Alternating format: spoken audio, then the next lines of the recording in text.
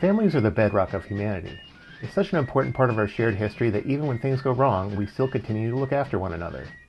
In some cases, when children are involved, there are heroes we call foster parents. They give a pledge to look after and care for a child, regardless of their background and history, to make sure that child has a bright and positive future.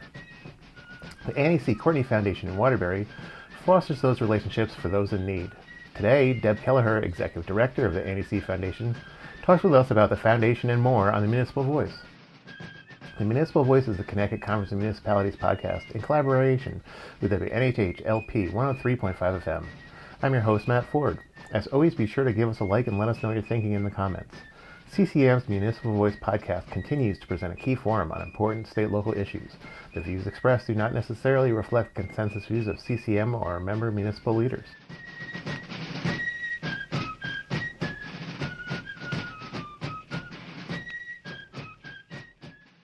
Deb, thanks for joining us this morning. Thank you for having me. So our first question is going to be for our listeners at home. The foundation was at our convention recently, so our members know about you. But for people at home, what is the Annie C. Courtney Foundation? Good question. So the Annie C. Courtney Foundation is a nonprofit located in Waterbury. I like to say we're small but mighty. Mm-hmm. There are two of us who work there full time, and we work really, really hard to find families for kids in foster care. And then our board has a very, very significant interest and in finding homes for kids who've aged out of foster care. So we're talking about your 18 to 24-year-olds who are struggling to find adequate housing once they leave foster care. Mm-hmm. So those are our two major focuses, Yeah. or foci. And then we also are waiting with bated breath for the federal budget to be passed, which who knows if that will ever happen. Mm-hmm. Because we also have a grant in the Health and Human Services budget that will allow us to open a used bookstore in Mm-hmm. order to provide training for young adults so that they can work retail, Very cool. and perhaps even be able to open their own businesses. Great. You founded this organization and named it after your grandmother. What about her inspired you to start the foundation? So that's also a good question. And it's funny because just today on Facebook, there was a picture of Entenmann's crumb cakes. Are you familiar with those? Yep. That was my grandmother's favorite treat. And I had to post that. It reminded me of my grandmother so much. So my grandmother was this very tiny, very powerful woman who, when her parents died, raised the rest of her brothers and sisters. She did not start her own life until all of them were launched and successfully doing their adult things. And at that time, back in the 1920s and early 30s, my grandmother was then considered unmarriageable age because, once you hit those mid 20s to early 30s, nobody wanted to know anything about you. But she met my grandfather, probably dancing on tables because my grandmother was known for that. And she ended up having four girls, my mom and her twin sister, identical twins till the day my mom died, and then two other girls. And my grandmother was tough as nails, but at the same time, the most fun person to ever be around. She taught me how to play poker. She taught me how to dance by standing on her feet. And she also bossed my 6'4" father around and left him quaking in his boots. So go figure. So who could not admire all of that? Yeah. And what about your history inspired you to start the foundation? Based on your bio, it seems like you've worked in kind of all stages of foster care. So why is this work so important to you? So when I first got married and I already had a son, and we tried to have more kids, and I wasn't successful. And so we looked at the foster care system as a way of building our family. And as we looked at it more and more, we realized there were a lot of kids, especially back in the early 1990s, which is when I was doing this, who were languishing in Connecticut in foster care with no permanent families. So we picked our son out from one of the kids who'd been waiting for quite some time. And that kind of started me on my journey. The agency that we got licensed through ended up asking me if I wanted to co-lead the pre-licensing classes for Hmm. prospective families. I loved the work. I had always had an interest in like psychology and social work and all of that. Hmm. And so my career goals changed and launched me into working in the foster care world. And I stayed there from then on. So I did a number of other things. And actually, interestingly enough, I worked in video prior to working in foster care. So here I am Back with back you. on video, combining two Yeah, worlds. yeah. So I think folks in general have an understanding of foster care, but it might be a little bit too influenced by what they see on TV shows and movies. Would you, as an expert, how would you define foster care from the child's perspective and from the foster parent's perspective? Okay, so from the child's perspective, what this should be is a short-term place for a child to be raised by parents who care about them while their parents heal. Um, Unfortunately, that is not always the reality. And so Hmm. for some kids, they will remain in foster care and will need another family, a permanent family. That's Hmm. adoption. For some kids, it'll be a short-term solution, while here in Connecticut, the Department of Children and Families will be doing a deep dive looking for additional family members Hmm. for them. And then those children will leave foster care and will go to live with their relatives, either while they wait for their parents to heal or sometimes permanently. Hmm. For some kids, unfortunately, foster care is a negative experience. And for those kids, we hope that that's few and far between. Yeah. But, we all know the reality is that nothing's perfect. Our current commissioner, Commissioner Durantes, has always said to me that foster care is an imperfect solution, but for right now, it's what we've got, and Yeah. we always want kids heading back to families.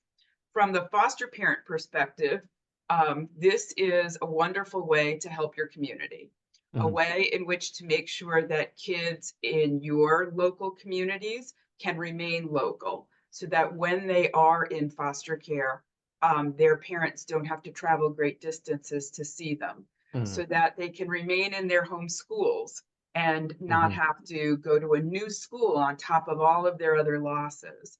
And it's also an opportunity to really help out another family in your community. Yeah. For some of our foster families, they will end up adopting kids because Hmm. the kids won't be able to return home.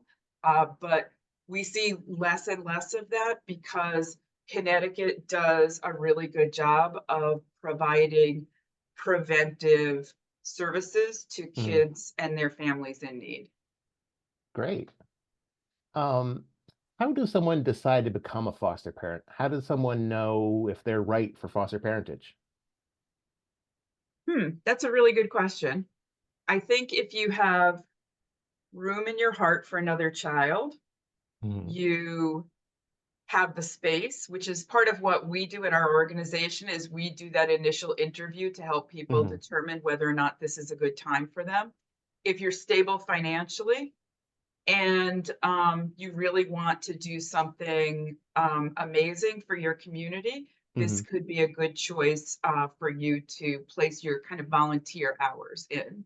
Um, Yeah. there are a lot of things in this world that people can concentrate on when they want to do good, right? Hmm. There's animals in need, there's housing needs, there's going to your church and helping out at your church, there's food insecurity. Foster care is another one of those ways Hmm. to help out. And we always are looking for families who feel called to do this, who feel Yeah. like they have that space. And for the people that are interested, how does the Annie C Foundation guide people through that process? So we are often your first stop. Hmm. So sometimes you'll meet one of our staff at an event. like the event that you just talked about, where our recruiter Tom was at a table. Hmm. And oftentimes that's a first conversation that folks have. And oftentimes, so that folks understand this, it doesn't always result in somebody deciding to immediately move forward to become a foster parent. Hmm. We know that people usually need to hear about this multiple times before they make up their minds to do it. So we're okay with somebody approaching us, taking some information, and maybe not moving forward for a year or two, Hmm. sometimes even three. There's one person I distinctly recall who came into my office, showed me a copy of my business card and said, "You gave me this 9 years ago." Wow. 9 years. So I never want anyone to feel like they're the time is not right for them to at least call us and Hmm. start a conversation. So then after that, oftentimes people will call us and we'll have an initial conversation where we take some demographic Hmm. information, ask some rudimentary questions just to make sure that this could be a good time for you Hmm. in terms of the rules and regulations. And then we'll sign them up for an information meeting on Zoom. I conduct those for the state of Connecticut about 90 to 95% of the time Hmm. across the state. And then that becomes, your 2 hour introduction to foster care, Okay. where probably about 50% of the folks will move forward. Okay. Um, so adoption and assistance with adoption is one of the other main services you provide. How is it different and how is it the same as foster care? That's a really good question. So adoption is never the first plan when kids enter foster care. So we Hmm. make that clear to folks that if they're coming to us and their long-term goal is adoption, that one of the things they should be considering is that over 60% of the kids in Connecticut foster care will go home. Hmm. And so only if they can be on board with the fact that they will be working with biological family to help them meet their goals to have their Hmm. kids return home initially, um, and that they're okay with maybe the first, second, maybe even the third child who enters their home going home. Hmm. But eventually a child will be placed with them who will need a permanent home. And as long as they're okay with the uncertainty of that, this can be a good way for families to build a family. For Hmm. families who want a sure thing, who perhaps have had pregnancy loss or long-term infertility, where they really don't want to risk any more of their hearts, Hmm. um, then we always recommend to them that they go to private adoption agencies, Hmm. because this way of building a family is is not um, is not a sure thing, and it does result in a lot of folks having to let go of kids that they Hmm. had hoped would remain with them. Yeah. Um, so your work dovetails with some of the stuff that we've done recently when we were inspired by the Dalio Education Report on disconnected youth. By their figures, nearly 120,000 kids in the state are at some stage of disconnections. And it seems as though one of your organization's goals is to provide connections. Yes. What is your experience with disconnection and how do you connect with kids, not just putting them, in foster care adoption, but really connecting with them, giving them hope? So that's not really our role. So we don't work directly with the kids Okay. because that is what DCF does with their workforce. Just so you know, they've divided their workforce up a bit so that they have uh, staff that are specialists in working with youth. And you Hmm. do see a lot of that disconnection with youth in foster care because they've experienced a lot of trauma in their lives, and trauma leads to disconnection, as we Hmm. know. Um, so they work really hard to give kids a voice. So kids never have no choice. So Hmm. if they cannot return home to their parents, DCF is not going to make them um, work through an adoption plan. Hmm. Their voice is considered, and if they say absolutely not, I do not want to be adopted, then DCF will work with them to try and open their mind to the possibilities, but ultimately they will respect that youth's Yeah. position on that. And for a lot of kids, it's a loyalty issue. Mm. You're 14 or 16 years old and you've lived with your parents for most of your life. Yeah. and you have a great deal of loyalty to them, and you know that taking on a new name and a new family might be very hurtful to your parents. For kids, Hmm. that's a hard thing to do. Yeah. Yeah. You are listening to the Municipal Voice on WNHH 103.5 FM. Seems as though this isn't just one organization involved, but a system of organizations that must work together, including government, other nonprofits, and of course, Annie Foundation. Who are the other kind of key players in the system, and what is the process for fostering an adoption through those other Okay, good organizations? question. Very good question. And this is a part of the system that often leaves people very confused. So I'm glad Hmm. you brought it up. So in Connecticut, we have two levels of licensing Okay. for people who want to become foster parents. The first level is called core licensing, that's CORE, and that's Hmm. through DCF. That is where the majority of families will get licensed. It's Okay. for families interested in kids 0 to 18, families interested primarily in adoption, caring for kids who might have significant medical issues, and are definitely our kids 0 to 6. Hmm. Um, that level of licensing comes through us and then goes back to DCF for licensing. Okay. Um, the second level of licensing is called therapeutic foster care. The plan that DCF is using right now is called functional family therapy foster Hmm. care. It's FFT foster care. DCF has 9 agency partners that license families for that level of licensing. Hmm. That level of licensing is for families interested in kids 6 and older who Okay. have a clinical need for support. So the Mm. families who agree to provide that kind of foster care understand that these will be kids who are 6 and older. Hmm. Primarily, they're usually 10 and older, though. Hmm. That's usually how old kids are when they start to get those kind of diagnoses. Yeah. And those families are going to provide around 6 months worth of support to that child, where Hmm. everyone in that household is going to participate in the therapeutic process on a weekly Hmm. basis, providing that child with a lot of support meant to stabilize them so that they can then move on to a permanent home. And as I said, there are 9 agencies that DCF works with. They all have a certain geographic area that they Okay. cover. For example, in Lower Fairfield County, it's a Family and Children's Agency out of Norwalk. Hmm. In most of the greater New Haven area, except New Haven, and Upper Fairfield County, it's Boys and Girls Village. Okay. In the city of New Haven, it's Children's Community Programs. And then there are other agencies across the state. In Waterbury, where we are, it's Wheeler Clinic. Hmm. And then we don't all work independently. We're very connected to each other. Okay. So, for example, if Wheeler is going to have an event, Hmm. they'll invite us so Okay. that we can represent that core level of licensing for DCF.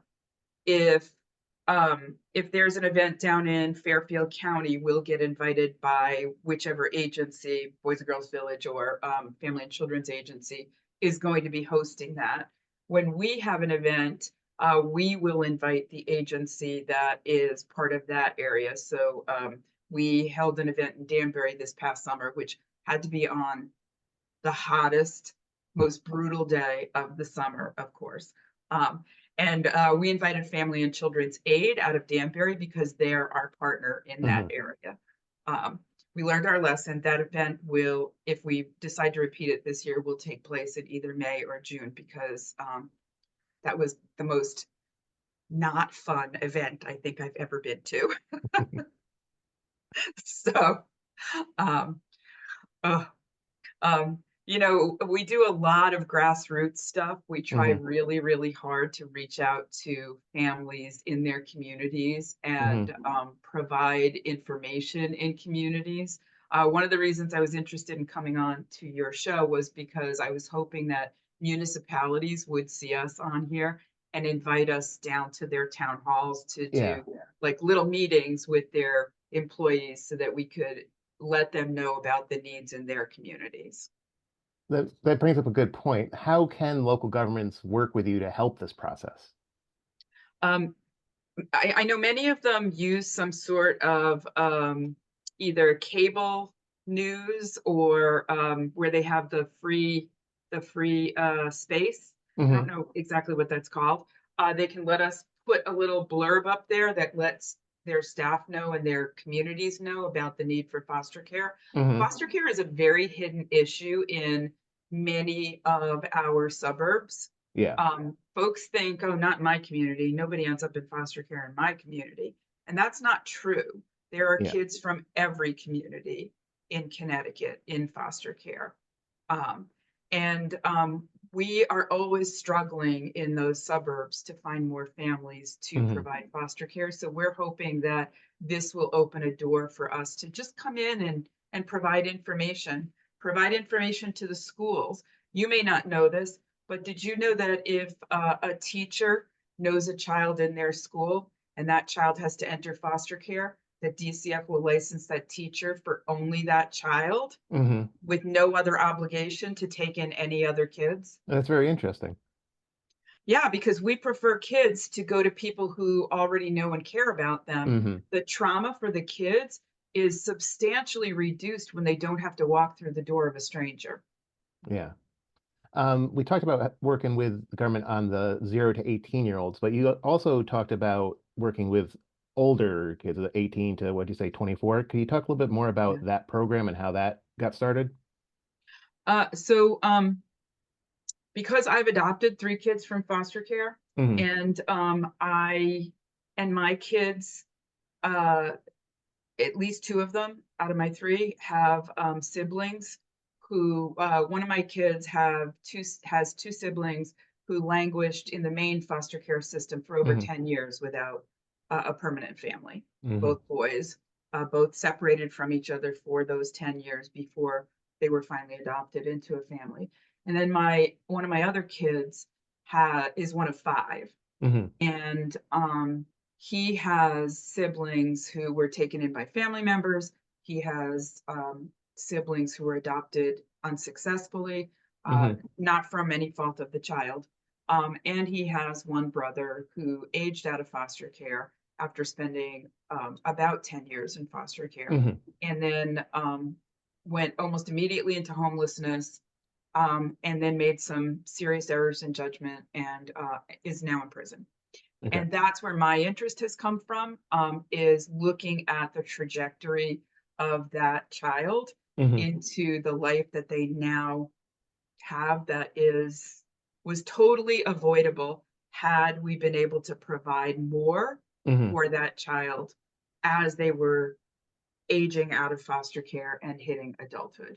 So that was part of our impetus for starting Hmm. the agency, was to look at that age group very carefully and see what we could do, which is why we're working on the housing. Yeah. So we are every day I check Zillow.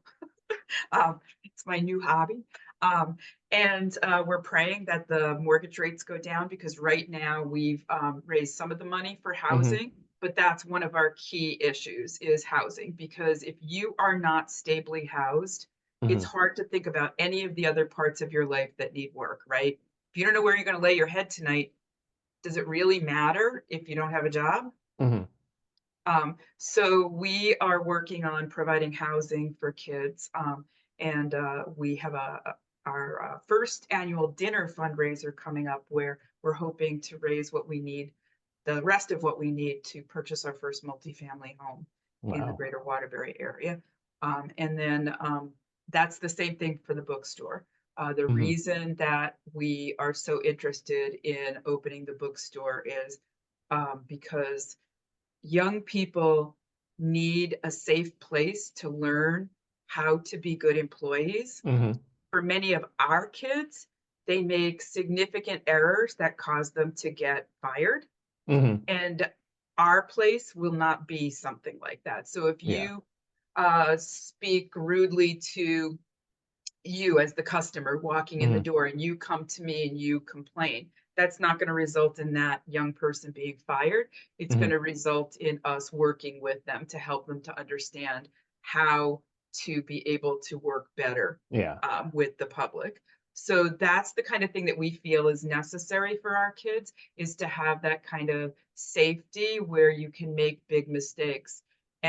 and be able to move forward from them rather than to be so set back that you feel hopeless. Yeah, that's great. Yeah, besides which, who doesn't like to get a good used book at a good deal? Exactly. Used bookstores are good stuff.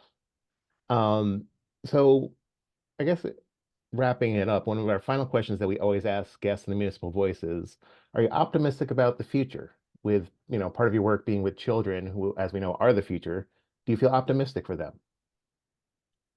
I do. Here in Connecticut, we have done a lot of work in prevention. It's Hmm. actually one of my favorite parts of the work is to work with teams who go out and do preventive work to prevent kids from coming into foster care. Hmm. Um, and we do a lot of that work very successfully here in Connecticut. We get better at it every single year. Hmm. Um, we are and we see fewer and fewer kids coming into the foster care system. We've gone down from over 5,000 kids about 12 years ago to Hmm. only about 3,000 kids now. Wow. So we are slowly making our way to a space where we identify issues that families are having earlier so Hmm. that parents don't ever lose their kids, so that we can provide supports to parents while kids are in the community. And that is ultimately the goal, right? So Hmm. that every family is safe and supported and successful, and kids feel loved from the day they're born. Great.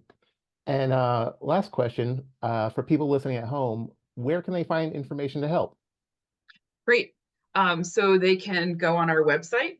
That's Annie C, ANNIEC, as in cat.org.